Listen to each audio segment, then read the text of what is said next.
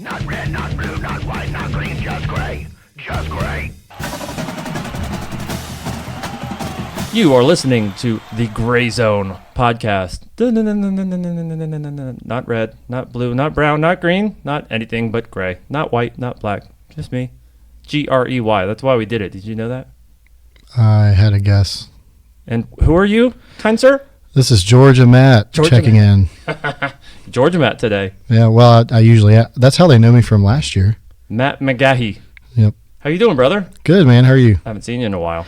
Yeah, it's been a little bit. Good to have you here in the salubrious, salacious confines of Sit and Spin Studios. That's a lot of S's. It is a lot of S's. A lot of S's. You know what I like more than a lot of S's? A lot of W's. And a lot of college football, CFB. We had quite a few L's, too, that came along this week. Wow, that didn't take long, Matt. Well, you know, that's the truth. No, I don't know. I think you do.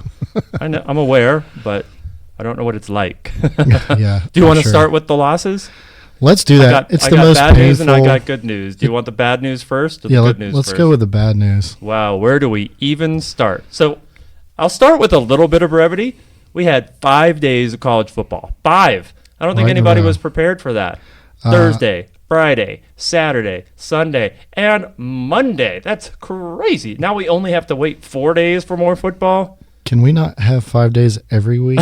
I mean, you know, there's some truth in that. I think eventually we're going to have to start doing something. If the playoff expands, for example, somehow we're going to have to incorporate more teams, and trying to fit everything into this little 2-quarter window, right? This little season just doesn't really work. Well, you know, I'm not really happy right now because my game, you know, is happening at the same time as the Clemson Texas A&M game. So, like, I'm just like not thrilled about that. Is that this Saturday? Yeah.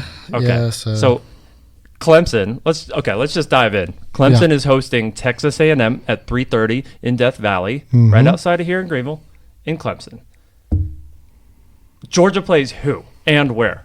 We play Murray State at home, so it's just going to be a murder. It's going to be MS. Yeah, they're called the Racers, and I didn't know that. Yeah, I didn't know until this week. So. I thought I knew them all. Well, you know, you can't know them all, right? I've learned a lot of new teams like Georgia State. The Panthers. They're not new, or they're not old.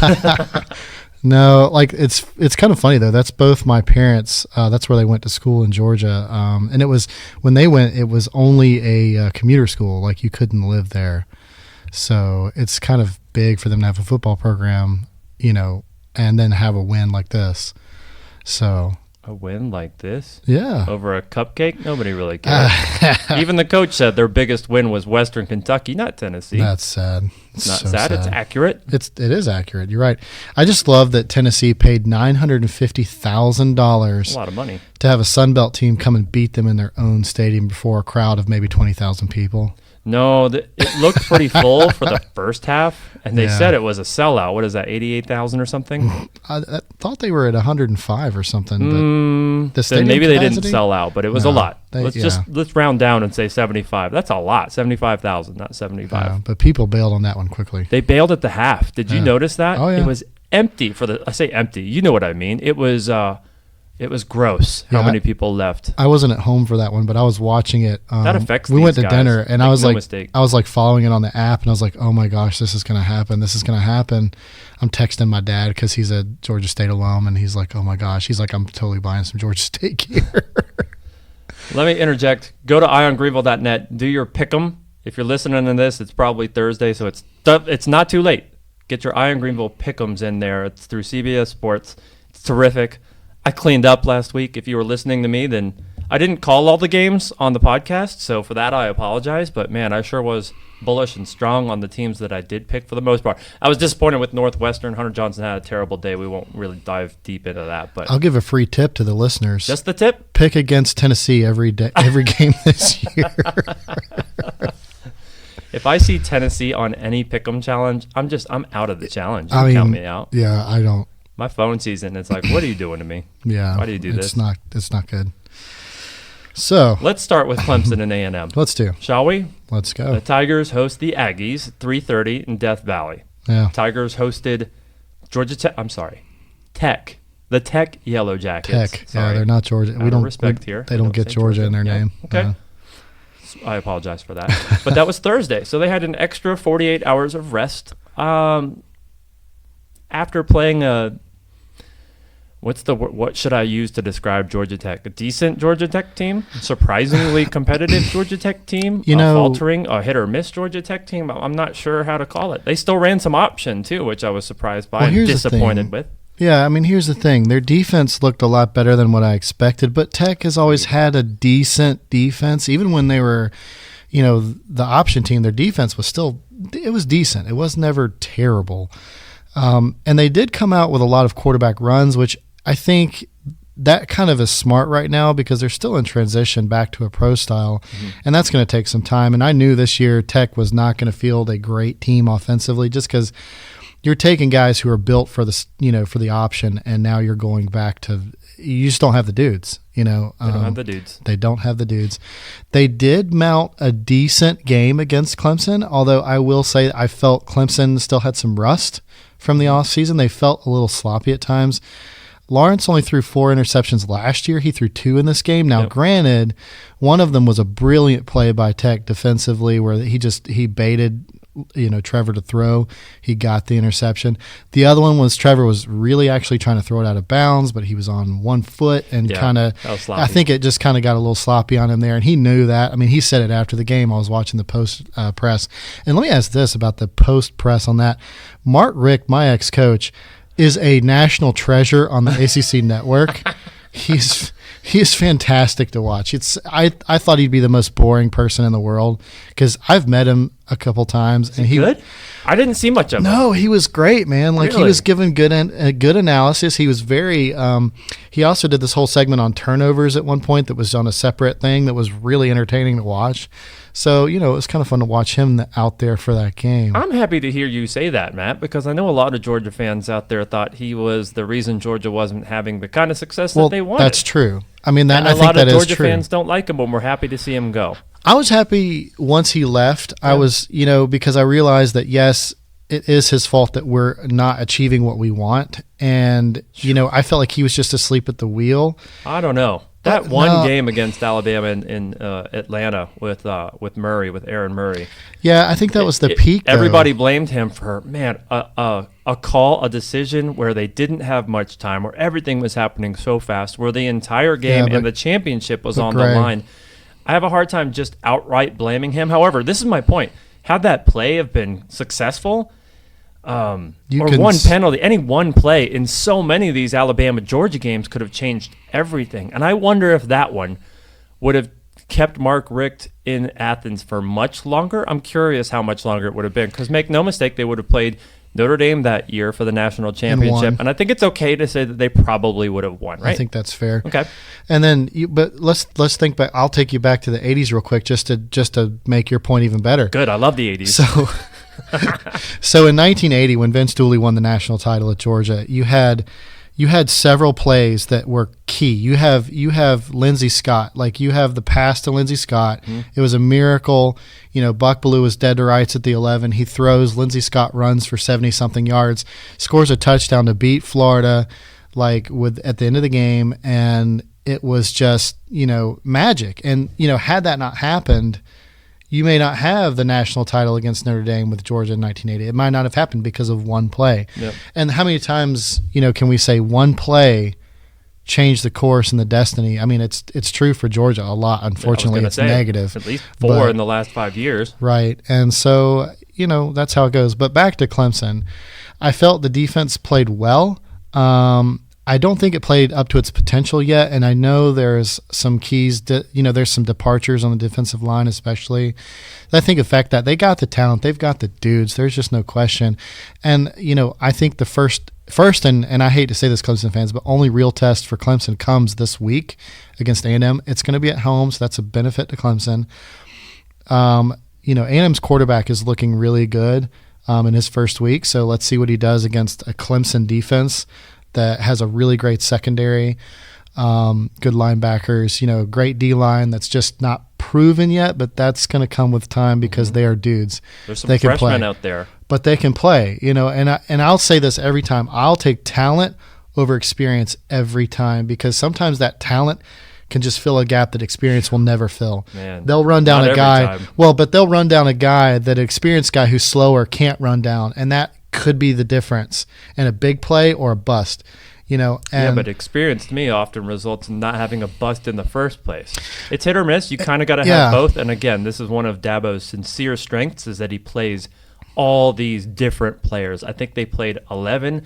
It may have been more true freshmen this past weekend. Well, and to credit Dabo, he does a really good job of bringing guys in who are super talented and says, you're not going to play right away necessarily because there's guys in front of you who've been doing the same thing and you're going to do what they do, but you're going to play and you're going to become a dude.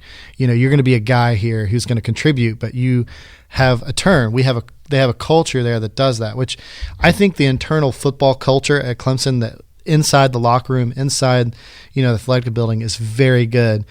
I think the fan culture sometimes gets out of hand, and I think that's where some people have problems with Clemson, and I think that's fair. I'm one of them. Well, sure. And I think we all run into things, as fans where we have people who just make our fan culture bad. I wouldn't call it bad overall. Certainly not. No, when you're it's not. face-to-face. It's not. Like being there, man, I'll tell you what, the Clemson student section was loud against Georgia Tech. And again, that's going to be – They have a great place is going to be atmosphere, lit for up sure. for the Aggies. I don't know if it's going to be a sellout. I don't care. It's going to sound like more people than is there. Okay, there's still tickets available if you're interested in going out there. You can go to clemsontigers.net, or is it .com? It doesn't matter. You can find it because it's Clemson's official website. You can still get tickets straight from there. I'm not sure, but I think it's going to be loud. They're going to be amped. I love 3:30 games. You couldn't ask for anything more. And these guys had an extra day and a half to rest. Plus, now they're comfortable. Okay, we talked about this a little bit before we started this. They got some of the kinks out just from the jitter, so to speak. Being in front of a huge crowd, playing a live football game after not doing it for so long with real hits. You can't just get used to it, and you won't be used to it Saturday for a few minutes less. That's for sure. I think it's going to play to their advantage real big. Let me ask you this question, Please Gray. do. This might be a good one for you. You might like it. I do already. So a lot of times quarterbacks show great development from year 1 to year 2. However, also sometimes you see sophomore slumps, and you see where, because now people know about this quarterback, they have a lot of film, they have a lot of experience in seeing it. I'm listening. Do you think that Trevor, I don't think he's going to struggle because I think he's that talented, but could you see maybe a drop off from last year because the fact that now we've got a lot of film on him, people kind of know who he is now? No? And I'll tell you why. First of all, the film was kind of incidental. Again, what Clemson did that was so important last year was to design these plays for Trevor Lawrence to get rid of the ball lightning fast, faster than anybody in any division of any part of this sport, including the NFL, right? I'm not sure if it was faster on average than ever before, but it just might be. It was that fast. It was like 2.2 seconds. It's ridiculous. They're going to ask him not to do that now because he doesn't have to. What he needs to do more is learn to develop in the pocket. Let plays develop, find your openings, and take them. They're still going to do plenty of these design plays to get out quick. However, I think they're deliberately looking for reasons, and they showed it against Georgia Tech, for reasons to let him develop as a passer. His 2 biggest problems last year, number 1, he wouldn't slide enough. He would go for these runs, and he would go head first for an extra yard or 2. Garcia at South Carolina, Tigers, but he could do that really well. Trevor Lawrence got knocked out against Syracuse at home, and you have to slide. You just have to. It's something that you have to be taught. His other problem was the long ball. He didn't have the touch. He's got so much power and strength. He doesn't yet have that finesse in balls that go over 25 yards, and he can throw a 60-yarder. But to get it with finesse, to get it in the right spot at the right time is something that we didn't see him attempt much this past week. I was going to say Saturday again. It was last Thursday, for crying out loud. But we haven't seen yet if he's developed that. Well, and I'll say this. But I think I saw some nice runs from Lawrence where he got out of bounds, like he protected himself, which was smart. I say slide, yes, protecting. Well, it's the same thing. You just Getting have out of bounds. You just have to be aware of where you are. You have to protect yourself. You have to slide at the right moments. Sometimes sliding's scary though, because the guy's going to tackle you and he ends up hitting your head instead of and he's supposed to back off, but sometimes they can't help themselves. Then that's why you run. But you get extra yards, right? It's a training thing. And again, the concern is that he's not afraid. He's not afraid to shoulder roll for a first down when you've only got to get 2 yards. That's a problem. Now he's tougher. Yeah, he's built like a Mack truck, so it's fine. But he's going to get hurt if he keeps doing it for too long. One thing I'll say about his arm, and this is kind of the same thing, and pardon me, Clemson fans, but like Matt Stafford had this cannon arm, right, when he was at Georgia, but he would like destroy people's hands trying to catch his passes because they would come in so hot. He had no touch at all. It was 100 miles an hour or nothing. And one thing I think that you see with Georgia's quarterback and Fromm is that people say, "Oh, he has no arm." Well, that's just not true. Yeah, he threw a bomb. I don't agree with that. He threw a bomb to Demetrius Robertson for it was a legit 50-yard pass, no extra yards, and it had touch. And so that's the thing. That I feel like sometimes people say, "Oh, he's got a cannon arm," means he has no touch, is what that means to me. Because a lot of times when they say that, it's because it comes out like a rocket and they never see the touch, and they don't think about the fact that, yeah, it's impressive that you see this big pass, but where's the touch on the pass? Because that touch is what lets your receiver really go up, adjust to the ball, make a nice play. I mean, like Judy can do. We saw Demetrius do it. Yeah, Judge Judy. I threw him in there because I knew you'd be happy. You see Justin Ross make that kind of adjustment. Not this past weekend. That was another thing I was going to bring up. They threw to him, 4 times? Yeah, it was not a big day for him, which was... A lot of people are suggesting Clemson held back against Georgia Tech so they can open the playbook against Texas A&M. I don't know how many teams actually ever do that. It's possible, but again, I Justin agree. Ross, what is that going to be a surprise to anybody if he has a banner day? No. Well, look, Clemson was still able to score on Tech, with Chase Bryce in there, and I think Clemson's just so talented they can be vanilla and beat Tech, and so. What's the point in doing maybe a riskier play or maybe a more challenging play? If you're still moving the ball, who cares? Just be vanilla, because there's no point. You don't have to show anything. Not that even really matters, because, I agree. When execution is flawless. Look, if your defense is playing the right way, it doesn't matter.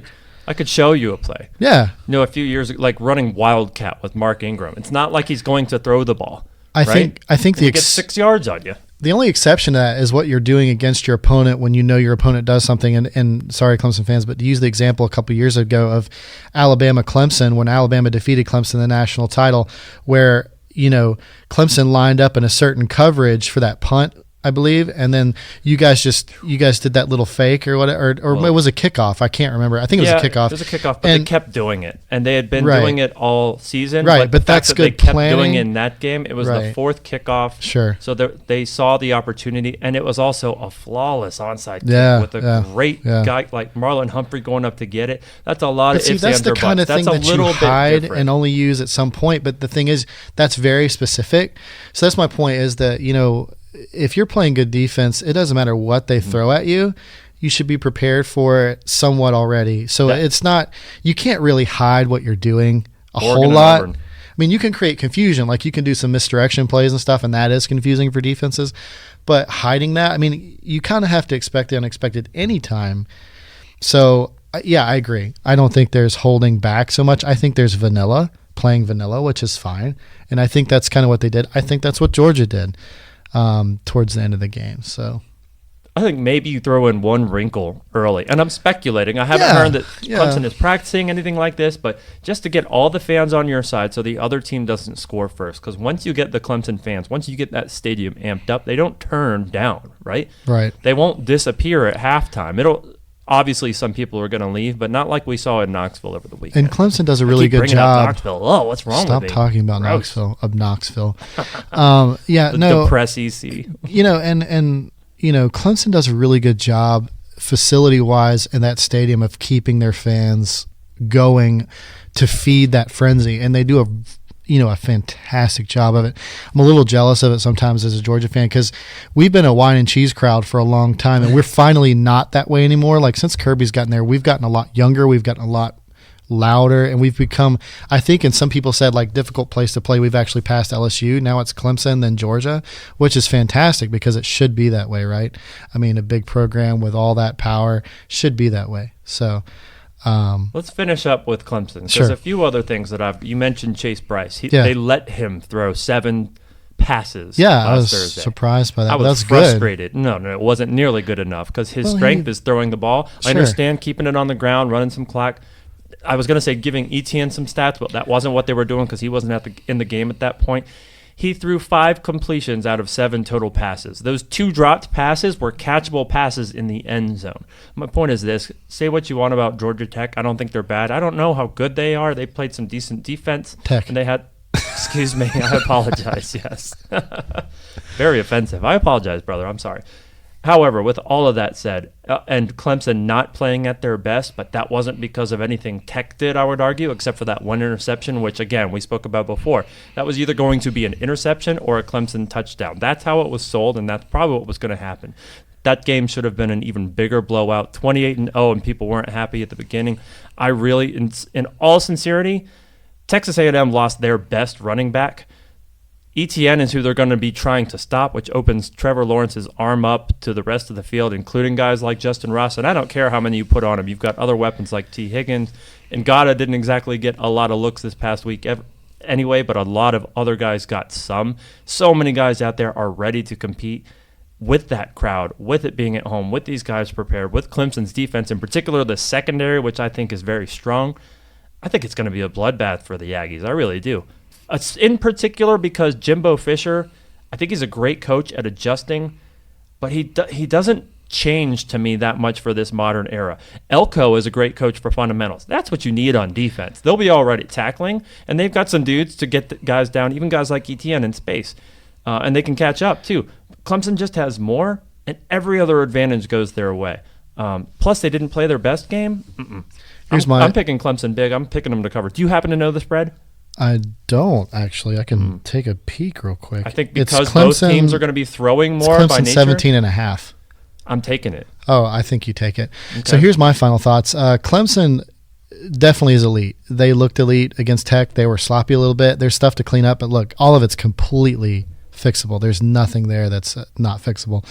2, I think you're going to see the big question is going to be, can Texas A&M do what they want to do against Clemson's defense? I say no. I think they'll make some points. I don't think they'll cover I don't think they'll keep it inside the spread. I think Clemson's going to cover. I think they're going to look elite doing it. And I think by the end of the year, Texas A&M is going to get real beat up by their schedule. So that's my final thoughts. With that said, this is a PSA announcement to all my nervous Clemson fan friends out there, because I know a lot of them. They're nervous? Really? Yeah, when I say Clemson's going to win, people get mad at me. When I say they're going to win big, they're really mad at me. When I say it's going to be a tight game, they're like, why would you say that? And when I say this, that this game inherently doesn't matter. It won't. And let me explain. If Clemson loses a close game against, top 15 right now? Texas A&M, they're ranked 15th. If Clemson loses a ranked game in week 2 at home, as long as it's not 59-0, I think it almost inherently counts as a win. What it certainly doesn't do is remove control of Clemson's destiny from Clemson. They control their own destiny outright to get into the playoffs, and it is simply that simple. Look, all it would do is change the coaches poll and the AP poll for a little bit, as provided, and it would only stay that way provided Alabama and Georgia keep winning.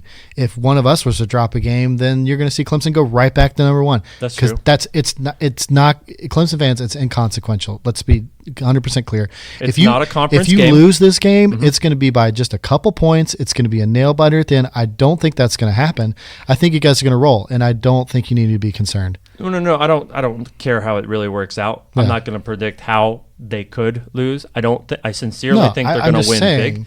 Right. And I know Georgia Tech is not all that great. Well, they don't need to stress it. I see potential more than anything, to be honest. So I'm trying to be nice because it was week 1, but they're not great. And Clemson beat them pretty bad, and they made a lot of self-imposed mistakes, which is sort of similar to what happened the last 2 years against Syracuse. However, if it's a loss, it simply doesn't matter. Clemson still wins. So with that said, you should still be able to just go in there and relax, but I know it doesn't help. I know it doesn't change anything. And when Clemson's up, say, 14-0, does that help? For some.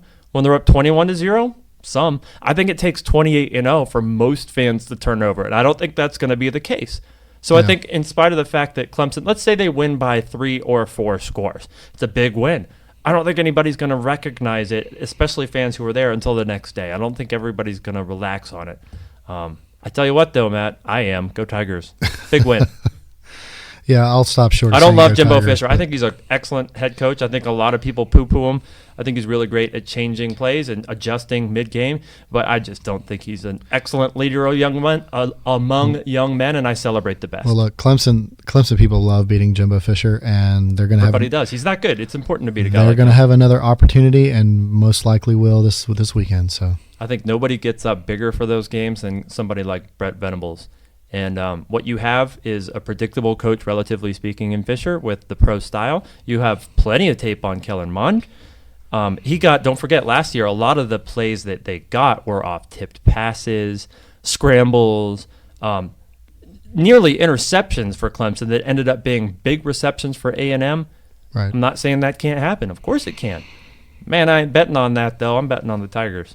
In my opinion, this game is the only possible loss on that entire schedule, and I don't even think it's possible, to be quite honest. And that's no. And Clemson fans, please hear me. That's not a dig on your program, because you guys are elite, and that's more respect to your program than anything, because no one on your schedule will truly challenge you outside this game. And in this game, I'm not even sure they can. I'll delve more into Syracuse next week, but I honestly think they're kind of a paper tiger. I think Clemson has got something in their head on Syracuse. I'm not sure why. Maybe because a couple Sure years you do. ago. But the thing is like Friday the 13th, I injured know, their I Heisman know. hopeful, the best there's- quarterback before Trevor Lawrence. but there's no reason to be then afraid he of gets them. knocked out again. Well, Well, look- that sort of thing happens and you panic. But what do you got now? Sure. You got Chase Bryce. But look, here's the thing. Clemson, Alabama, and Georgia are kind of in the same boat. Like, if we lose our signal caller, it could mess up our season. I mean, there's just no question. I think that Alabama and Clemson are a little bit easier to absorb that loss with their Clemson schedules can. than us. I don't know about Clemson for Alabama. sure. Yeah, I mean, but you guys have got some dudes no, there. What I was going to say is Chase Bryce is better than Alabama's next guy, Mac. Oh no, I agree. Yeah, I agree with that's that. all. So that's fine. So what do we got next? I think we're good on Clemson. Well, what I was going to say is the Syracuse game last year especially was unforced errors by Clemson. Well- so a lot of those things that went the Aggies' way in Texas at their home stadium last year Yeah. didn't go Clemson's way at home against Syracuse, and they still got a win anyway without their starting quarterback. So in his first start, I'm not worried about that one at all. In fact, I think that's going to be another bloodbath. It's the last ranked team. And yeah, it kind of sucks that there just isn't more competitive football. And, I'm not trying to dig on the ACC outright, except because we haven't seen enough. But Florida State, for example, I was hopeful that they were going to start turning the corner. They lost to Boise State, and I'll say this. Boise State is legitimate. I called that one. I expected them to win outright. A lot of things went Florida State's way early that made it look like they're competitive and just got outplayed or something. No. Florida State's terrible. They're really, really bad. So that's not a highlight for the ACC. Maybe Miami will be competitive. I doubt it. Virginia, pretty good. I'm actually hoping to get a lot out of them this year. Syracuse, hopefully I'm wrong, but I do think they're a paper tiger. And Texas A&M, if this ends up being a competitive game, let's put it this way. If Texas A&M, ranked number 15 right now, is legitimately one of the top 15 teams in the country, this game should be more competitive than I'm calling it right now. I'll be happy with that. I'll be happy with a close game in spite of, clinching my butt a little bit more than I hope to, but still.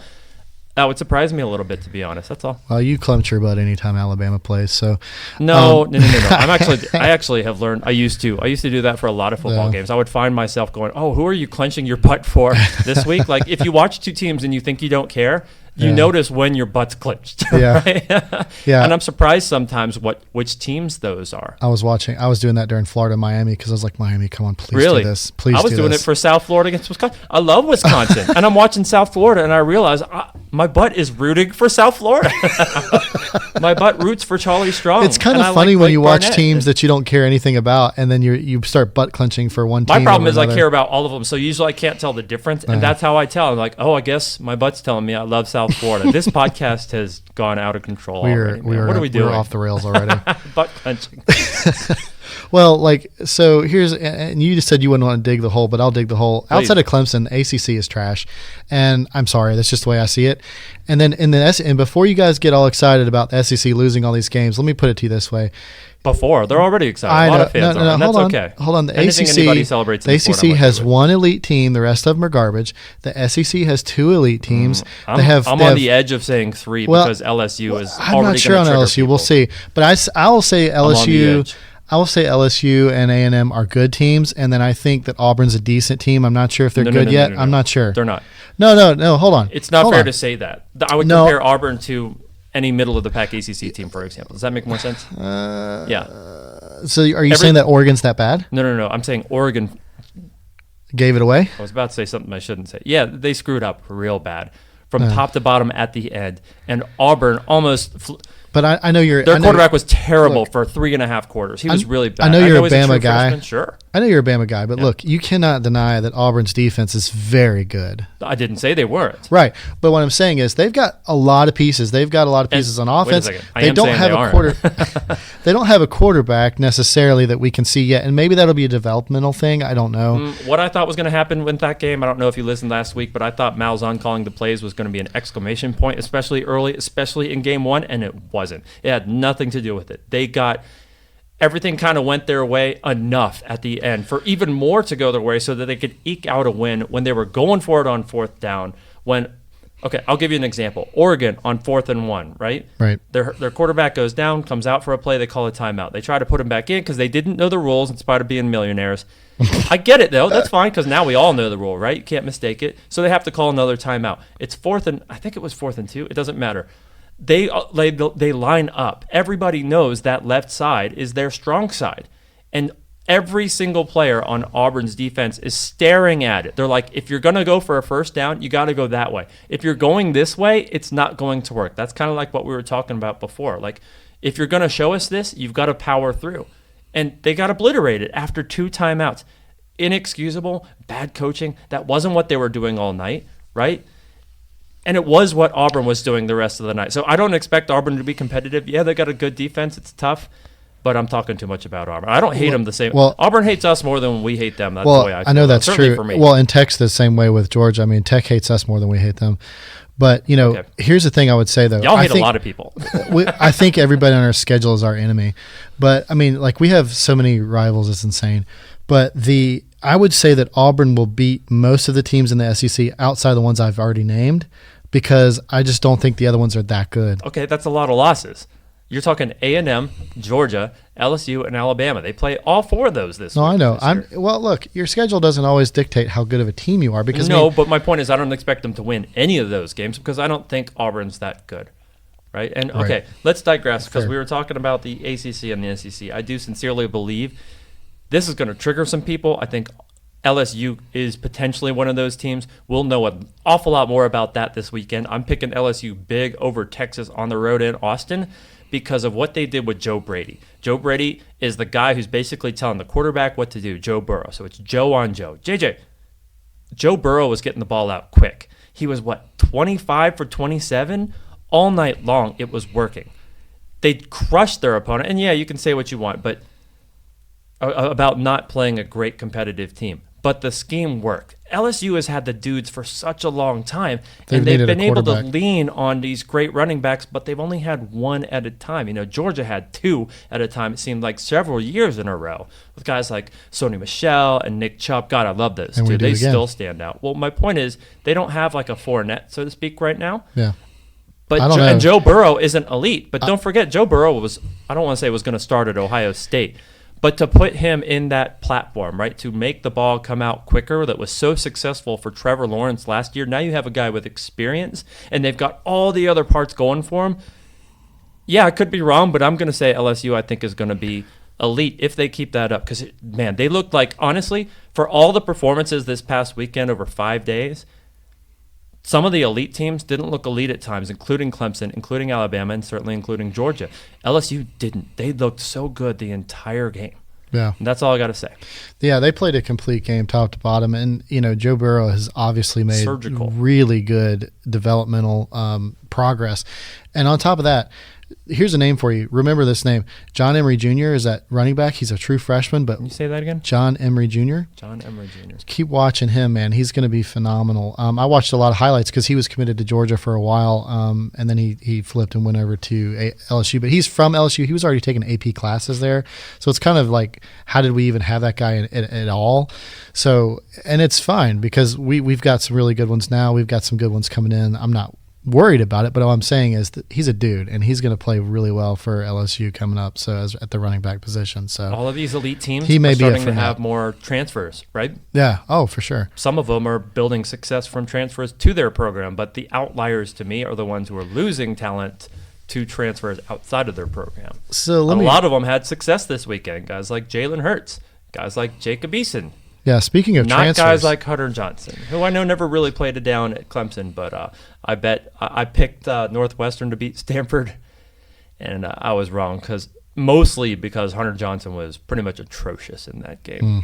It's a shame. But, it's funny. You think about Jake Fromm and how central he's become to so many different quarterbacks ending up in different places. I mean, you look at – so Jake Fromm he changes his commitment to Georgia from Alabama. Alabama now has room for Tua, gets Tua. You've got Fromm in a quarterback room with Jacob Eason, and Fields is out there. And Can you imagine him sitting the bench? Well, and hold on. And so then Eason's there, and then we've got Fromm, and so Trevor Lawrence is like, oh, that's crowded, and I like Clemson, and so I go to Clemson, even though I'm a Georgia kid. And then you get Justin Fields to commit because he's thinking, okay, Eason's going to leave because Fromm's played this whole year, and then I'm going to beat out Fromm next year. Well, the next year comes, Eason goes to Washington, he sits out. And let me tell you what, the character of Eason, I just love this kid, and I hope he does really well at Washington.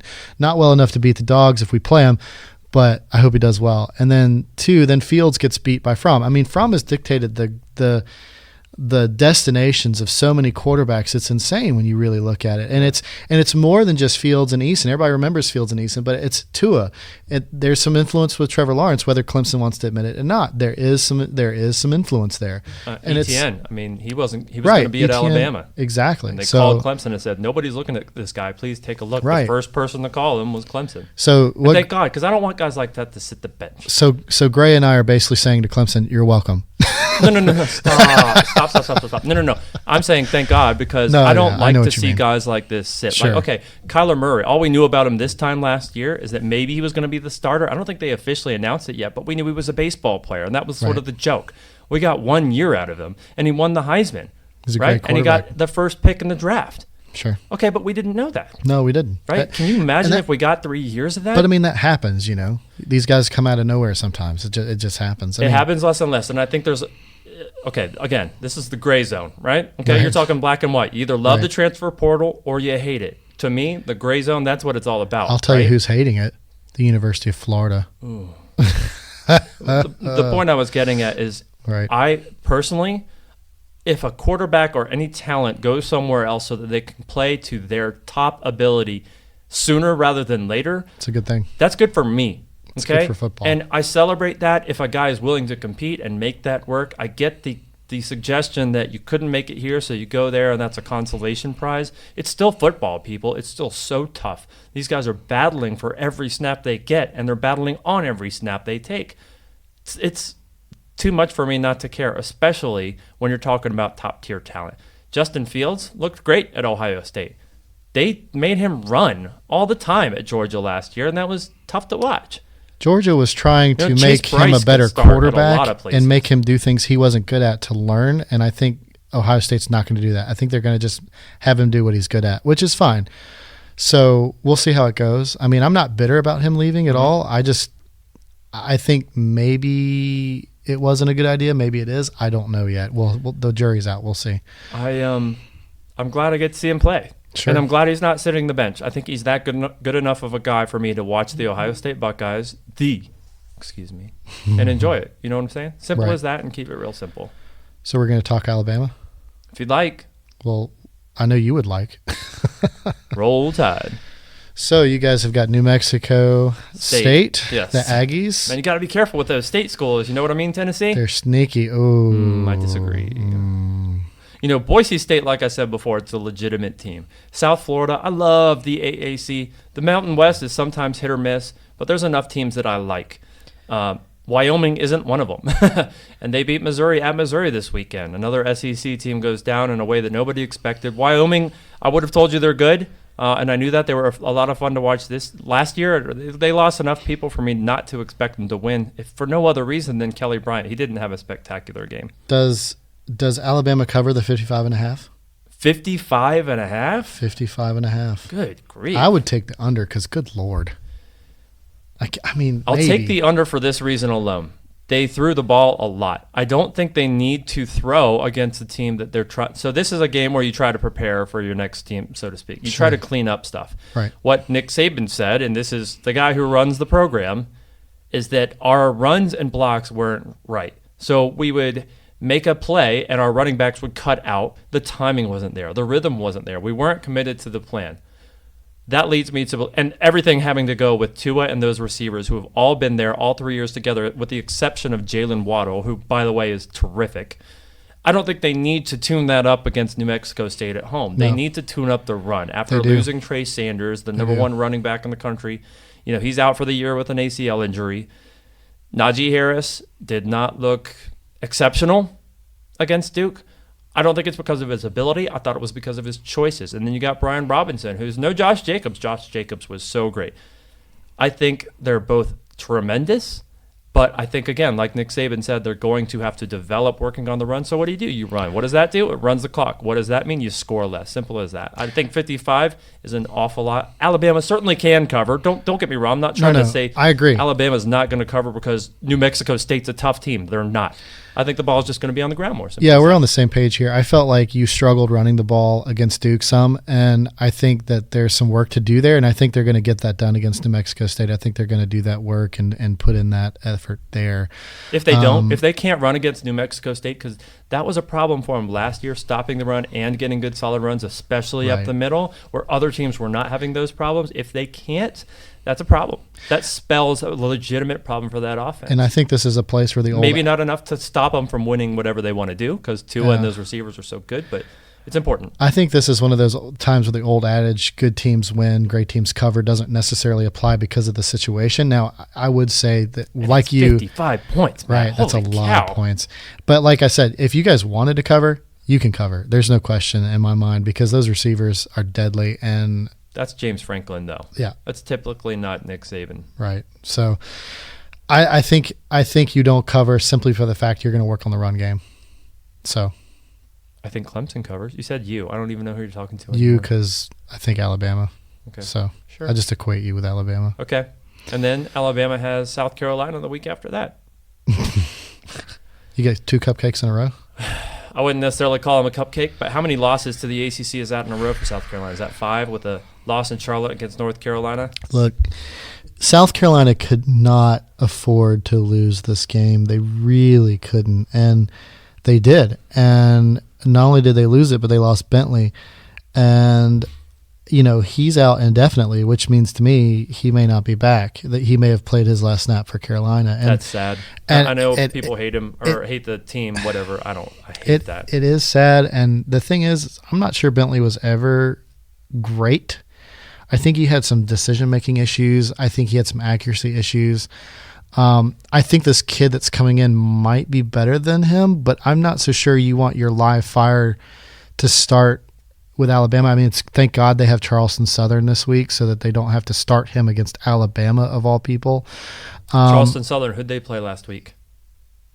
I don't remember. F you once. F you twice. F you all the time, baby. Go Dins. Big win against Charleston Southern. I love it. Fundamental football, keeping it on the ground. That's my bread. My sister works for Furman. She's going to give me a hard time for not knowing that. Go Dins. No. That's okay. The week 1 was very complicated. Lots of teams that you don't typically hear of. Week 2, there's not a lot of good matchups at all across the country. Yeah. The 2 biggest ones, I think it's easy to argue, LSU at Texas. That's College game day as well. Right before that, you got Clemson and A&M. I'm not even sure if there's any other ranked teams playing each other. I'm really intrigued by LSU Texas. I think we're going to find out what LSU's made of. And I don't know if you've heard, but Texas is back, Matt. Well, yeah, because they beat Georgia. They're right behind you. That's how back they are. Okay. Turn around. Yeah. I'll believe it. I love Sam Ehlinger. I don't like Tom Herman. I loved Charlie Strong, and they didn't treat him right. I'm not happy with Texas.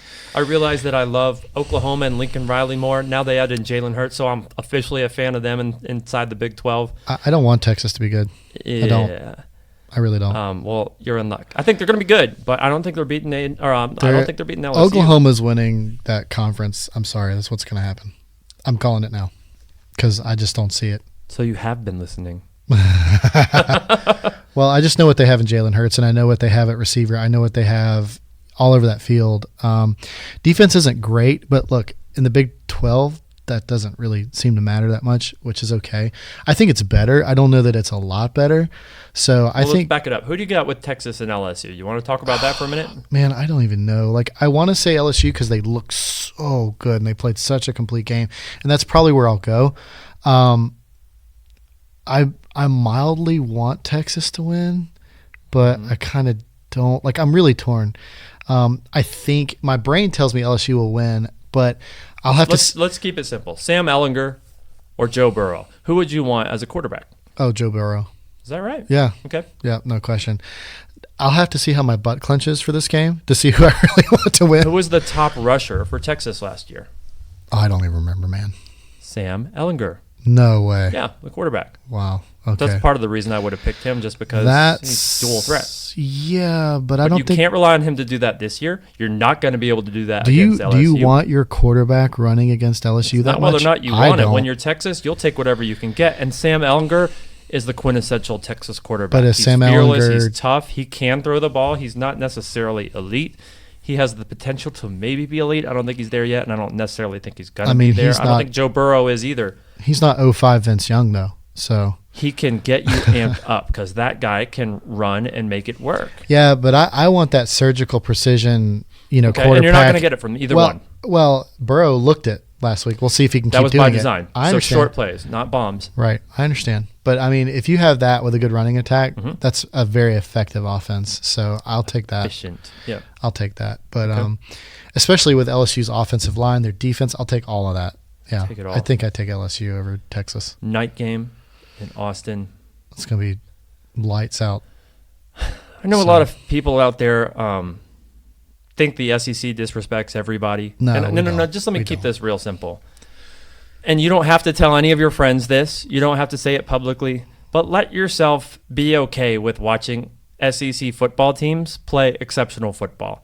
This LSU-Texas game is one of the few good games this weekend.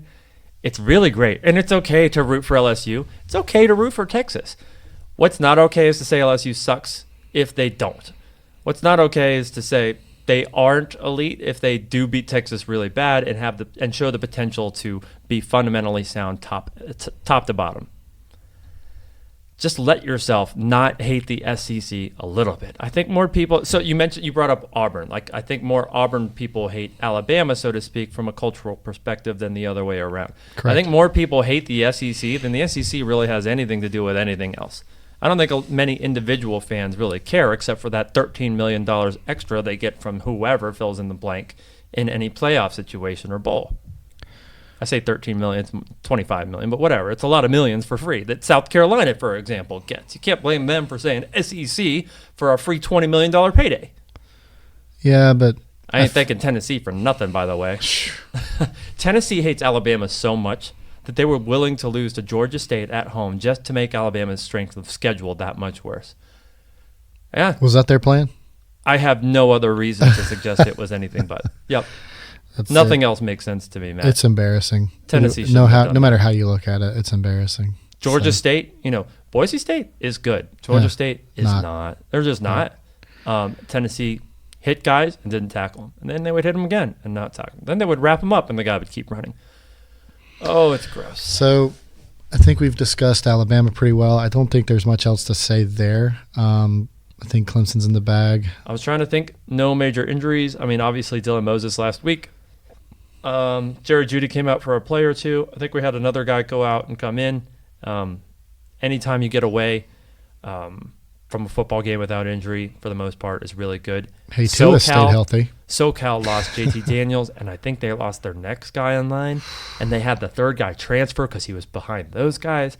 That sucks. I think there was another running back up in I'm spacing out, and this is going to sound disrespectful because I can't remember who else got injured. All things considered, for week 1 and 5 days of football, week 1, this is another important part of it. You didn't have a lot of injuries, didn't have anything rained out. Florida State, that game was supposed to be at Doak, right? That was supposed to be a home game, and then they moved it at Florida State's request. Well, then they had to move it back to Tallahassee because of the hurricane. And now you're asking Boise State, who flew in to Jacksonville, now they have to change everything around and still come out with a W. Man, go Broncos. Love it. Yeah, they played very well in that game, and I just don't think Florida State was ready. I'm not sure that the Willie Taggart era is going to last. They're terrible. And They're it's really so bad. They're just really, really bad. It's embarrassing. Like, I feel bad for them, and I don't think it's going to get better anytime soon. You know, Oklahoma's defense was statistically one of the worst in the country last year. Sure. Towards the end of the year, they were kind of coaching these guys to make pass interference, not to turn their heads, but to just make contact to stop plays, because they had to do something. I thought they would improve. I can't tell yet. It didn't look like they've improved much. But Florida State, their O-line was so bad, and it didn't get any better, and that's what's disappointing. A lot of things just happened to go their way against the Broncos at home. So you say, oh, they compete. No, they didn't. Things literally just kept going their way. So it looked like this is who we thought they were. They're winning against Boise State at home. That wasn't what was happening. I'm really happy with my pick for the Broncos. Week one was very entertaining all the way around. I mean, it was a great week of football. Even the little games ended up being great. You know, because look, who's going to see Georgia State upset Tennessee? I mean, nobody saw that coming really. And I think it's one of those things that makes it fun, especially for people who are not Tennessee fans. Ooh, really? Yeah, I don't think we saw Georgia State upsetting Tennessee. I would have never made that pick. I hope they didn't see it. I would have never made that pick. I hope they didn't watch a single minute. So, but let's. For any Tennessee fan out there, yeah, I feel for you.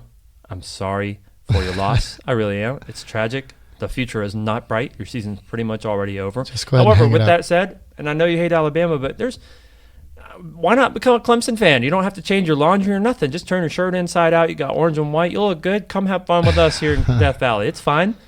Just try it out. You know what the problem with buying Tennessee gear is? It's already faded as soon as you buy it. Oh.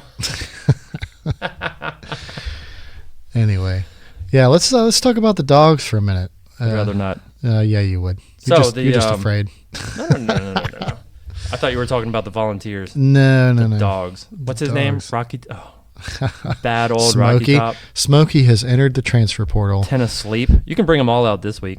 The Depress-E-C. They actually I love that one. Tennessee actually had a cornerback enter the transfer portal this weekend. That was really depressing too. Rocky Bottom. One of my favorite things that I heard this weekend was, I want to take a toaster bath. Don't do it out there, kids. No, don't try that at home. No. So, no, let's talk about Georgia for a minute. So, Georgia came out really strong against Vanderbilt, and then they just kind of took their foot off the gas. I kind of feel like they did that almost by design, because they were kind of up and they knew they were up, and they weren't really afraid of Vanderbilt because Vanderbilt was having no success. They never found the end zone all game. Mm-hmm. I think Georgia really needed to work with those receivers, because there was a lot more passes thrown in the second half, even though we were up 30-6. 30-6. So 2 field goals. Right. And then Georgia had, 3 touchdowns and they had 3 field goals. And I feel like they really I hate that, by the way. What's that? At least that was competitive. I understand the choice. Duke kicked the field goal against Alabama when Alabama was up 3 scores. And at the time it felt like the game might be competitive, but I hate to see teams settle. Yeah. And I love the 0, so that's a personal thing. I love when any team gets a 0. Did anybody get a 0 this weekend? Did LSU get a 0? No, they had a 3. I think it was 3, there was right? At least a field goal. I don't know that I see any 0s on the schedule for any competitive games this weekend, but what's ridiculous about it is that Derek Mason said before the game that they were not going to settle for field goals and they were going to go for it because they needed the points. And so then he changes his mind and kicks a field goal. Yeah. So it's kind of like, really, man? But, it's all right. To be fair, the score was within a single score, right, at the time. So if I remember right, it was 10 or 14-0 when Vanderbilt kicked the field goal. I believe that's correct. So, I mean, it's not necessarily bad. You're still coaching. But that's kind of the point that he had made. You're not taking 4 knees in a row against South Carolina but he midfield. Right, but he couldn't. He said we can't afford field goals because we need to score. And so that was my point, is that now you've abandoned what you said you needed to do, and so you basically surrendered before it was even out. Well, it wasn't out of hand yet, and he was surrendering. So yeah, but you might also see that your matchups against Georgia mean that you won't necessarily be able to get a fourth down conversion if it's fourth and 5 or so. Vandy they didn't have the dudes to beat us on the field. They just don't, and they didn't, and they're not gonna for a while. So, but they're not a bad team. Defensively, they were very good. They did some really good things on our O linemen to try, and they had some really tricky stuff to kind of get because we have arguably the best O line, if not one of the best in the country, and they gave them some fits sometimes because they did some stuff that was tricky, and because they had to. There on the O line, by the way, they had to. Yeah, I mean, when you see Ben Cleveland walk out there and he's like 340 and the dude's solid muscle, he's got very little fat. It's like, how in the world does that guy exist? He's so big. But it's all right. The running backs looked fantastic. James Cook, who's Dalvin Cook's brother, looked great. Swift looked great. We finally 150 yards for Swift, something like that. Yeah, it was a lot. And then we also got to see Zamir White, who you need to keep an eye on because that kid's going to be like the next Nick Chubb type runner for us. And he had some really tough runs moving the pile, just really looked good. Demetrius Robertson caught the 3-yard touchdown pass, which was great to see him break out. He did have a long pass that got called back on holding, which I kind of looked back on that and goes, was there really holding? It kind of looked like it, but not really. You could have said that a lot. I'm not sure how often. Georgia had over 100 yards of penalties. It's a lot. Yeah, I mean, It's a lot to clean up. Yeah, I mean, some of the penalties. Last year, for example, Clemson at Texas A&M. Texas A&M had one holding penalty. And I'm not saying that turns the tide, so to speak, in any game, but that's something for Georgia to clean up. Well, here's the thing. The offensive line had a holding penalty, and that was, I think, the only thing they had that was a penalty for the offensive line. Okay. I think most of the penalties that you saw were defensive, and Kirby is fine. He said multiple times, I'm fine with defensive penalties if it's smart and you're just being aggressive. If you do something stupid like shove a guy out of bounds, that's a dumb penalty and you should never get that. But if you're being aggressive and you get a penalty, he's fine with it most of the time, and he's made that point. So the defense has a little bit less of a leash, as far as that goes, to use a really bad Georgia Bulldog pun. But yeah, I mean, they're allowed to attack a lot more and be a lot more vicious than necessarily you would want generally. But I think Kirby's okay with the occasional penalty if it's a smart penalty, because you're being aggressive and not something dumb on the sidelines where they're out of bounds. Don't hit them. I was going to ask Kirby about that, but he said he couldn't be on the podcast today. That's why you're here. So thanks again for being here, Matt. Yeah, appreciate that. I'll take Kirby's spot right now. That's fine. Georgia lost its top 6 receivers from last year. Yep. Jake Fromm got the ball to 8 different people. Yep. And they all looked good doing it. They looked great, but with that said, Georgia's success was still based largely on the run, and that I just love it. There's nothing wrong with that. It's something that I've learned to love over the years. I'm still trying to get the Alabama fan in me says that I'm still trying to get used to Tua throwing the ball. I see Najee out there and I'm like, let's go. But every time I see Tua, I'm like, please don't get hurt. Big passes are sexy, but I'll tell you what, when you watch a running back just churn out 8 to 12 yards every time, and the defense can't do a thing about it, it's beautiful because that defense is just hands on hips, like, please just stop. Like, please, we're done. Have you heard of the term crock potting? I haven't. Where you slowly cook a team down over time. Yeah. That's right? what Kirby And by loves. the end of the night, you're just tender and juicy and delicious, and everybody wants to eat and feast on it. Yep. That's what crock potting is, and Georgia's sort of notorious for that. They play tough. They play really hard for 4 quarters. A lot of teams didn't play 4 quarters this weekend. That's another thing that we saw. It's tough to get conditioned. It really is. Yeah, I mean, the defense, the Havoc rating wasn't good this week. Havoc rating. So do me a favor. Can you explain Havoc a little bit right here? So Havoc it's a statistic that was brought up by a guy in the NFL where he took several different aspects and put it into this algorithm that creates this Havoc percentage. Well, so you want like pass breakups, you want tackles for loss, you want sacks, you want interceptions, fumble recoveries, forced fumbles, all that kind of stuff all goes into it. Now, we didn't have a great number. Like, actually, I think we were worse than SEC, which we were supposed to try and be the best this year, which is kind of funny that this week we weren't the greatest at it. But what I will say is that we were chasing a seasoned quarterback who was a transfer. He was a grad transfer to Vanderbilt, and he was just getting away from us. He was running. Now, he was not successful, but he was running for his life all night. We got 1 sack. I think we had a couple tackles for loss. I think we did force a fumble. But the whole point is that that quarterback was never comfortable the whole night. And that's really what you're looking for, is to make that offense uncomfortable. And they did a great job of that.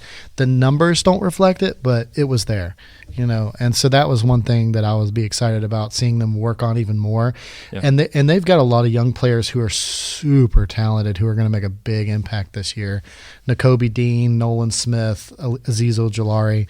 Those guys are going to be in the backfield a lot this year. So you feel good? Yeah, and I'll tell you this: we actually had a defensive lineman get his hand on one of those field goals. He literally hit it, but the guy kicked it with so much force it still went over the crossbar. Ouch! Yeah, I mean, it didn't hurt the guy's hand, but I bet it hurt a little bit. But he did like this because he saw the guy signal. And he's like, "Wait, I got a hand on it. Like, how did that still go through?" So that was pretty incredible, because usually those won't. That's effort that you don't often see in week 1. So bravo. Yeah, so it was fun to watch. We got Murray State this weekend. I'm going.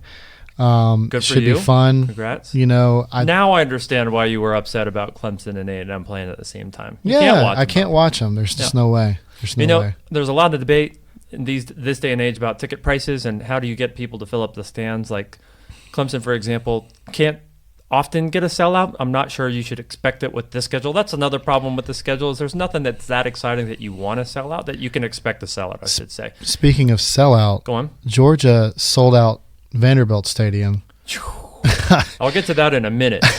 No, I'll get to that in a minute. They said that I was about to say Georgia Dome, excuse me. The Mercedes-Benz Stadium for Alabama against Duke, they said it was sold out. And I think it's, 78,000 people? Something like that, yeah. It was clearly not full. No. In particular, the Duke side, especially in the lower bowl, there were a lot of empty seats.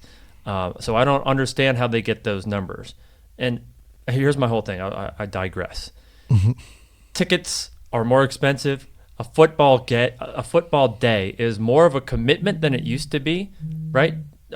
Travel and stuff isn't as easy as it used to be.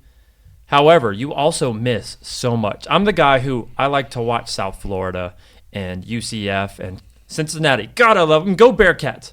However, I understand that not everybody wants that, and there weren't a ton of those games this past weekend, but there were enough for people to keep wanting to watch. This week, week 2, there aren't. There's 2 games back-to-back, and that's about it. And you've got the Georgia game on at the same time, but not a lot of people are going to care about that. Certainly around here. It's hard, man. I mean, when you and we went to Kirby Smart's first home game at Georgia against Nicholls State. Nicholls State, that's right. Those state schools, man. God, that was a rough game. That was a rough game. We won it, but it was rough. That was the do you mind if we talk about this real quick? I'll Sure. keep it short, Go but ahead. I've never been more scared You at a and me football both. game. Because Nicholls State was winning at the half. It was a gorgeous, hot, sunny day. And I've never seen fans so mad at their own team before. Oh, yeah. Scary.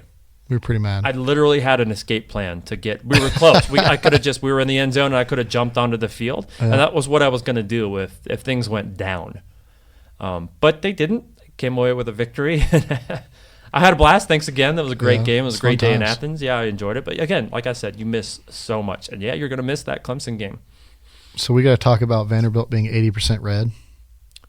Was it 80%? It looked more than that. It was at least 80%. If you're listening to this podcast right now, take the time to look up a picture of, I don't know what to search for, Georgia at Vandy. Look at the stadium filled with Georgia fans. Now, Georgia, it's not that much of a stretch to say to travel to Nashville, but that's not exactly that close. That's not that close either, right? However, they've done it everywhere, including against Notre Dame last year. Notre Dame, California. California, I mean, Legion. We were there. I'm not sure anybody really travels quite like Georgia, man. You got to give them credit. It used to be other teams Clemson would travel has so well. out-traveled Alabama in the last several games for sure. Right. Well, But Clemson's always had a really good travel plan. They get the $2 bills that they stamp with the paws. They've done a really good job traveling. I love that. But by I the will. way. But For I will. all the talk, I don't love helmet stickers, and a lot Right. of people got upset with me this week. But Yeah. I just don't. I love the $2 bill thing with the stamps. Yeah. First of all, I love $2 bills. My grandfather used to give them to me all the time.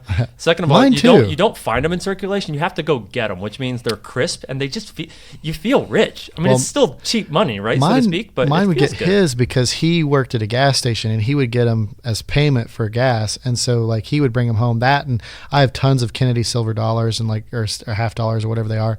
Tons of those from him working at a gas station. But yeah, like Georgia now though travels like no other team in the country I right think you're now. right. Yeah. I mean, Georgia right now is traveling so well. And one of my really good buddies, I'll give him a shout out. His name's William Dent. He calls it Nash Vegas. He goes every time they go. He loves it. He'll go to Columbia, Missouri. He'll go to any place that Georgia goes. He will be there. And he's That's gonna. tough because Georgia tickets ain't cheap. Yeah, no, they're not. And he spent. I think he told me he spent $13,000 in 2017 altogether. grief. Well, because he Oh, went to no. Indiana. He went to everywhere. So Yeah, and you can write that off if Georgia wins the championship. Sure, But, it sure. sure was close. yep, Great season though. Great season. was. Terrific football. Yep. I'm a fan. I like Georgia. Well, I'm really positive right now Can because you give me a Georgia fight song real quick? Which Y'all one? have some of the simplest fight songs out there. simplest. What are you talking about? Some of your fight songs are like 1 or 2 words, right? No, I mean there's "Glory, Glory to Prove Old it. Georgia," which is the. But I can give you the little the chant that we do. Who's that coming down the track? It's a me machine in red and black. Nothing finer in the land than a drunk, obnoxious Georgia fan. Go dogs! Go dogs! Go dogs! Go dogs! Go dogs! Yeah, it's pretty great, man. And that's all we have time here for. That's your little special something or other. I love that stuff. I love all the pageantry in this sport. I'll take anything I can get. I love Enter Sandman. I love Jump Around. I love the bands. I love it all. And Georgia's loud for that Do kind you of like stuff. the so I Georgia celebrate it. fourth quarter light up the stadium? Have you seen that yet? Light up the stadium? Yeah, so like in the fourth quarter now, at the very beginning, everybody will turn on their cell phone camera and hold it up, and it will be like lights all over the stadium. You should look it up. It's like going to a Prince show. Yeah, I guess. That's pretty cool. Not anymore, though. Yeah, I don't know. If it works, I've probably seen it and just didn't pay attention. Well, and don't you guys, we just added lights to the stadium to like the LEDs, and I think you guys did the same thing this year. Yeah, we'll see how it works. Obviously, you won't see that this weekend against New Mexico State for an early day game. But true. for a night game, Well, we'll have a night game, so you'll get to see it. Yeah, for so us. LSU, for example, hopefully we'll get to see some of that. They did some of that at Mercedes-Benz Stadium, but again, this was Yeah. an afternoon game with all Yeah. that light pouring in from the west, and it looked like something was wrong on the field. I knew what was going on, and it still looked like something was just wrong. It looked like they had a skylight, and there were just clouds zooming overhead. It didn't Weird. look right at all. It didn't look bad enough to screw up the players on the field, and they weren't doing it in live gameplay. But yeah, it didn't look good in daytime at Yeah, all. And I don't know yeah. why they bothered. So, Yeah. but with 'Cause that they said, wanted I to love do it. it. Above the LED stuff, it's it's an inexpensive, effective way to upgrade your stadium. make I hope everything more look teams really start cool. doing it. Yeah. Yeah. You know, Notre Dame I celebrated for a long time for not having a television, right? And now they do, and or they're building. I don't think they have it there yet, I but think- I'm okay with it. I don't have a problem with it. The thing is, once you get it, you never go back. Once you get helmet stickers, you never go back. LED That's not lights true. now, that's We exciting. stopped doing that helmet doesn't hurt stickers. anybody. Did you Georgia- really? Yeah, Georgia used to have dog bones. Go they put on. on No, either I know side. what they had. I didn't But know you stopped. They don't do them anymore. Oh, no. Matt, Yeah, how did they I not know this? Because Mark Richt got fired and you weren't paying attention, I guess. No. So Kirby Smart, I Yeah, didn't they know don't. that. Yeah, they don't do them anymore. The dog That's the bones are kind of gone. thing that would have triggered me, that I would have noticed, just Yeah. scrolling through football They're- news, they're because there's gone. always, wow, I didn't know. Yeah. How do you feel about that? I kind of miss them. I thought they were kind of cool because you would get. Do you want some stickers? You would get one for like stuff on the field, and you would get one for academics. There was the like a black ones one and were there's a white academics? one. Yeah. So that was kind of cool. Okay, so But, the black ones were getting away with cheating, and the white ones were for getting away we're with not cheating on the Alabama. field. I mean, wait, I'm sorry. I'll say this about the 21st century too. I think one of the side effects of it's harder to hide that kind of stuff. I'm not saying that cheating doesn't happen to some degree, in particular with recruiting and Don't tell $100 Auburn. You can't tell anybody. I'm not picking on anybody specifically. I'm saying to everybody. The Auburn's different. I'm talking about. I honestly think there whether is or not so anybody's much. getting handshakes. I think That's there's what I'm bad stuff going on at every university that we just don't want to acknowledge that it's there. It's there. I think there's under the current. There's always something there at every Sure. university. Something goes on with recruiting that Boosters, they figure, no. something. They figure out loopholes, and you know what? These kids deserve loopholes. They deserve ways for you to find a way to get them. You can't give them a car, right? And you can't even get them a deal on a car. Hell, you can't buy them a drink. I can't buy a guy a PBR or he's it's not the literally 80s expelled. where you could hide, giving guys stuff. I mean, So now everything is done Yeah. so much more by the books. I think as a side effect of that. No, hear me out on this. No. That you have more players who are doing things the right way, and that includes in the classroom which transcends to on the field. I don't think it's a coincidence. I sincerely believe it's providence. I celebrate all of that stuff. I also am really happy to hear that Georgia got rid of the helmet stickers. I'm not kidding, Matt. That's great. I think one thing you will see this year is in the fourth quarter, you're going to see that light up Sanford thing happen, but you're also going to see that red LED in there at the same time. So that's going to be a really neat effect. I'm looking forward to seeing it. 2 weeks. How do you feel about Notre Dame coming to town? I am not concerned. Louisville just put up like over 200 yards rushing on them, and that's Louisville. They were all kind of in the first half, though. Yeah, but you're talking But you're Georgia right. running backs and that O-line compared to Louisville. Come on. Yeah, I spoke too soon. It's going to be nasty. I spoke too soon. Georgia's their running backs are. I mean, Swift alone, that's just incredible. And these next two games, we've got Murray State and Arkansas State to get our receivers really humming, and man, it might be really ugly. Who's the mascot for Murray State? Is it Murray? It's the Is Racers. it Murray from what was that show? They're Flight of the Conchords. They're the Racers. Murray. I don't know. Present. I was thinking Murray from the Goldbergs. I didn't see that show. You should see it. It's funny. Bill?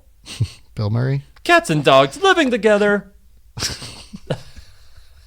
How great would that be if Bill Murray was the representative I almost for Murray would want to State? lose just because I love Bill Murray so much. It's so No, great. you don't. I was so mad when he got killed in Zombieland. I was so mad. Um, Spoiler alert. Yeah, thanks for that. Yeah, but if you haven't seen Zombieland by now, you're like 9 or 10 years behind. So whatever. I'm not 9 or 10 years behind on football, at least. No, that's true. What else we got? I'm trying to think if we glossed over. So Memphis, for example. We got to finish talking about the worst of the Lord SEC. have mercy. However, my problem with Memphis is Memphis that is a good team. that's my problem. Yeah, They're I a mean, great team yeah. who I felt that's another team that I clenched my butt for in their bowl game last year, and they lost right at the end, and I was like, I'm a Memphis fan. But I'm partial to the American Conference. I'll say that for sure. I think people know that who listen to the podcast. Let me say I love this. the American. Let me say this. Go I on. think Memphis did not play as well as they could have. I think they could have beaten Ole Miss worse. They're a better football They team. than definitely Ole Miss. are. And Boise State is a better football team than Florida State. I think going in, people are thinking, oh, Ole Miss should win this game. And no. That's not true. I mean, I think there's more parity now in football than there ever has been. And I think these little teams are getting better. I think they're becoming, absolutely valid. I mean, we look at UCF, and I'm not going to call them national champions because they're not. But, they're a good team. They have won a lot of games. They're not a bad team. Now, can they match up with Clemson, Georgia, and Alabama? Maybe not. No, but I sure wish we could see those games Yeah. instead of and this is my thing. Clemson, like we mentioned the schedule, this could happen to anybody. The reason why we're saying Clemson is because this year it is definitely Clemson. Clemson is that elite and the schedule is that porous. To not be able to schedule games against the American, who has been so consistently good with at least a half dozen teams for so long, that I wish more of those teams were playing. Look, we say Power 5, and it means something, as it should, but it doesn't often, especially now in the 21st century. I don't think people are aware at all about how many teams who aren't Power 5 are better. Cincinnati, Ohio University, Bowling Green, Toledo, Troy. We've seen Memphis, these teams play outstanding. UCF. TCU wasn't in the league, okay? Don't forget. UCF, terrific. USF. Boise State. I could go on. Wyoming. Excuse me. Wyoming. Thank you very much. Chad Kelly. BYU. Okay, they're going to lose at Knoxville this weekend, but still. BYU is going to be the sacrificial lamb in Knoxville this weekend. I mean, they really are. Tennessee is going to take out so much frustration on BYU. I'd hate to be there for that. I mean, it's going to be nasty. Yeah. I mean, even if they only win by a little bit, I feel like BYU players are going to get hurt. Like, I digress. I'm scared for them. Memphis is a better team. Super fast. I talked I about agree. it in week 1, or week 0, I guess I should say. Memphis beat them in 2015. That's the only Power 5 team on Memphis's schedule, so you knew they were going to do their best to turn up. Ole Miss lost They were last in the SEC in the defense last year. They lost 3 offensive line starters. They lost one of their best I think actually 2 of their best wide receivers, but that's subjective. I think the land sharks are beached.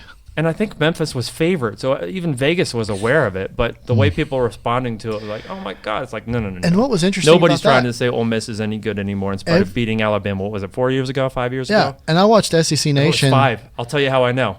Because Alabama hasn't lost to a ranked team since, and that's the longest streak since Miami before. And I can't remember how many it is.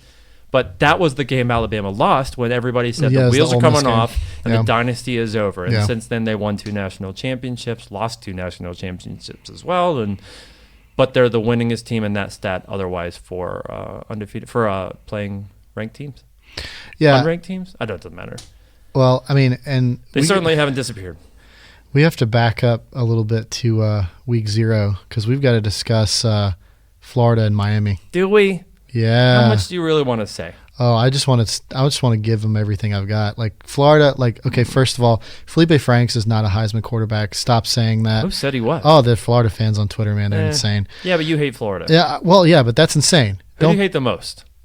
It's got to be Florida. Is it? Like, I want Florida to lose every game they can. There you go. So it's Florida. It's terrible. Like, my butt clenches for anybody playing Florida. So you feel good, right? Yeah, well, I wanted them to lose, but, like, listen, if they have to win, that's, like, the best way to win because it was just pathetic. The defense was pathetic. The offense was pathetic. They turned the ball over like crazy. They gave Miami every opportunity to win, and the only reason I think Miami didn't win is because they were a very young team, and I think a seasoned Miami team would have beaten that team because either team could have won on any play that day. There were so many mistakes. It was so nasty. Honestly, I don't mean to be rude. We're done talking about that. I just want to revel in Florida's misery. Yeah, Florida is the next. How do you even explain? Okay, so can Florida schedule Georgia State? No, let me finish. The SEC still also has Arkansas, not good. Kentucky, certainly not as good as they were last year. No, right? No. And then you start with everybody else, and it's like, oh, I just don't know. However, I do see 3 elite teams. Does Mizzou rebound after Wyoming this week? Do you think they rebound? Yeah. I think they do too. I think so. I don't think they're because the first 7 games or so.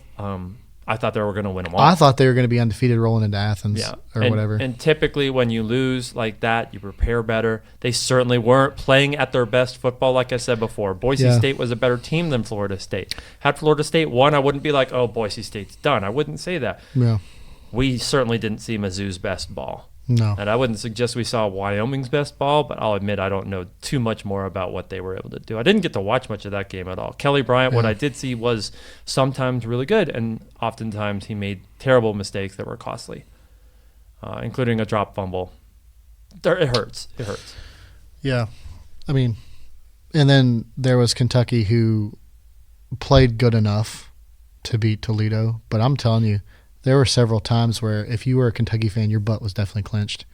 That game was frightening if you're a Kentucky fan. And I was watching it in a little bit of disbelief. Well, I was like kind of doing some stuff around the house and had it on. So like I was just like, man, this is scary.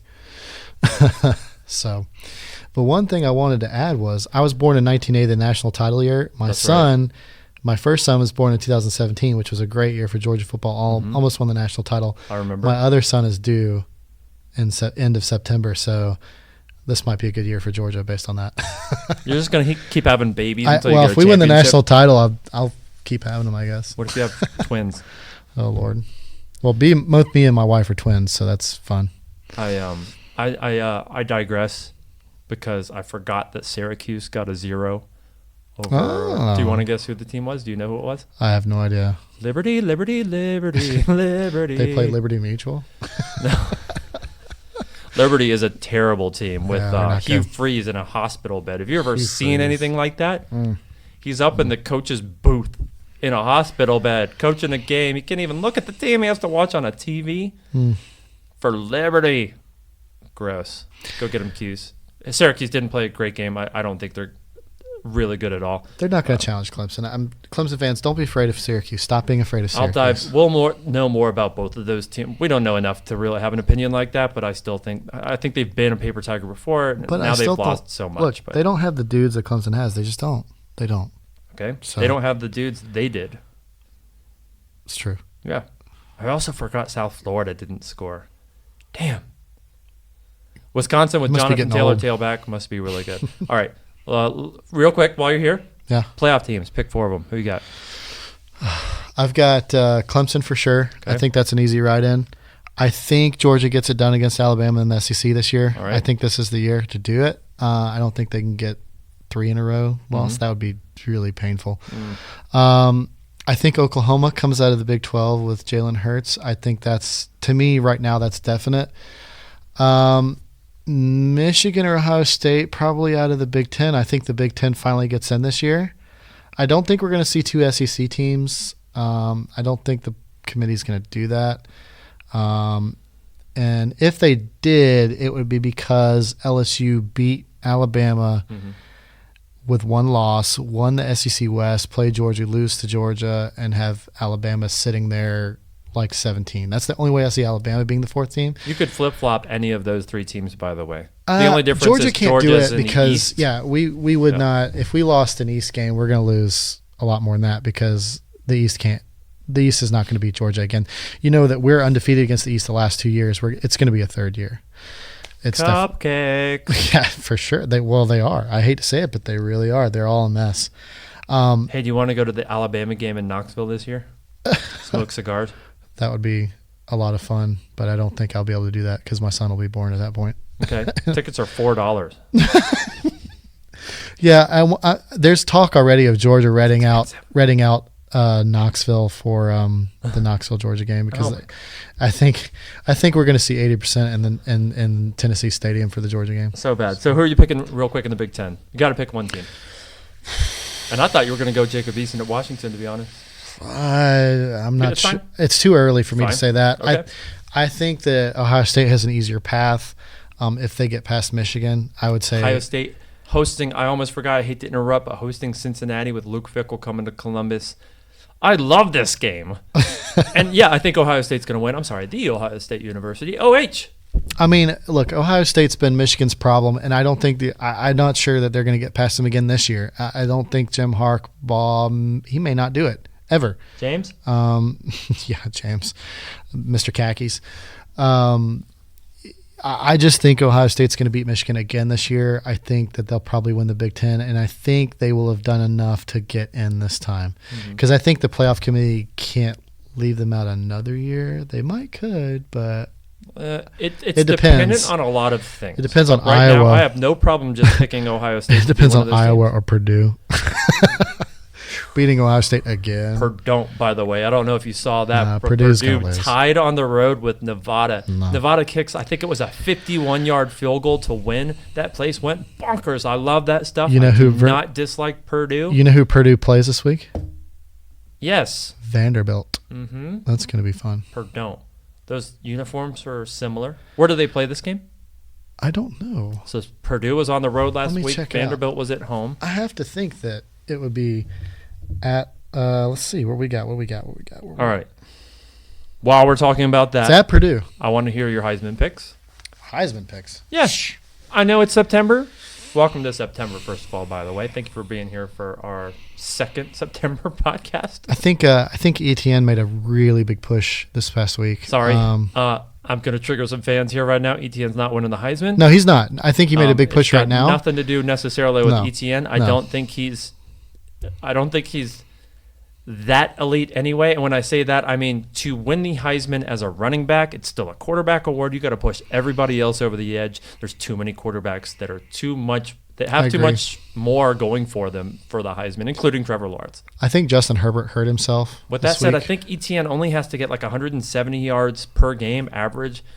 With that schedule, for sure, go for it. Do it on purpose. I think Break they all can. the records and see what you can do. Get the guy paid, but don't Well, worry about the the problem Heisman. that ETN has is he has a lot of quarterbacks ahead of him that are really great. And lately, the Heisman's been a quarterback award. My apologies to Mark Not Ingram, lately, but, always. I mean, It's okay. no, it's gone to other running backs, and I think Desmond Howard won it, right? So, I think that it is definitely become more cemented as a quarterback award. So I think you're going to see. I mean, look, you're going to have Trevor Lawrence in there at the end of the year. You're going to have Tua at the end of the year, provided he stays healthy. I I don't think Fromm's going to end up in a top 3 situation there because I just don't think he's going to pass enough for folks to look at him. He's a great quarterback who I think will be overlooked in that area, and some people are still they're not sold on him, which if you're sleeping on Jake Fromm, please keep sleeping because, he's going to impress you. He's going to have a great year. I fully expect that from him. Now, I think it's right now, I think it's going to come down to Lawrence and Tua right now. Cool. That's interesting. And I think it's mainly because those are the teams you're going to see have big success, which seems to matter to Heisman voters. I know it didn't necessarily with, Kyler Murray last year as far as the success. I think it came to the point where it was like, okay, well, it's kind of has to be Kyler Murray now because I think Tua got hurt. Well, he got hurt and his stock went down, and then he played Georgia. Georgia stuffed him pretty good. Didn't go down. It went Clemson. Way down. He was so far in the lead last year. Right. But, I mean, if he stays healthy, there's no reason he's not going to be in that conversation. It's that one game. And don't forget, that game did not exist for the Big 12 before last year. They didn't have a conference championship game. No. That one game got them in the playoff and got Kyler Murray a Heisman. I think Jalen Hurts is in that conversation. And I think that's because he's at a school. Jalen Hurts wins. Well, it's very possible because he's at a school that can really showcase his talents. He's at a place that he can both run and pass for big numbers. And I think provided Jalen stays healthy, I think you're right. I think he may be the winner because it's weird. You're think about this. Trevor Lawrence beat Tua, right? Yeah. Oh, so he's better. Doesn't necessarily mean that. Right. Tua certainly beat Jalen Hurts out for the job at Alabama. That's why Jalen Hurts transferred.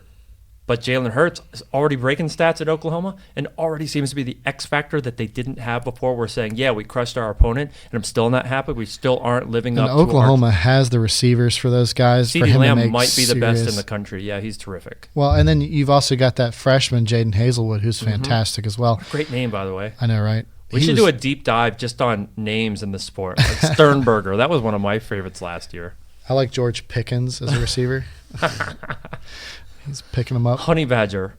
Oh, such a great nickname. I didn't love him in college. I think he's done a lot better since. He's a great nickname, though. But terrific nickname. And he had that haircut, that dye in the middle, that like blonde mohawk.